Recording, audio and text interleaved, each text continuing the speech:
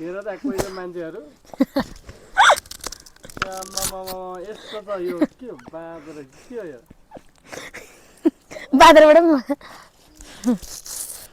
बादरबाट त मान्छे बनायो हो अनि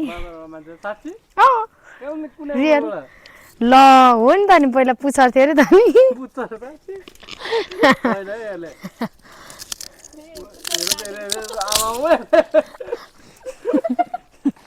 दाँतभरि टाँसियो भयो के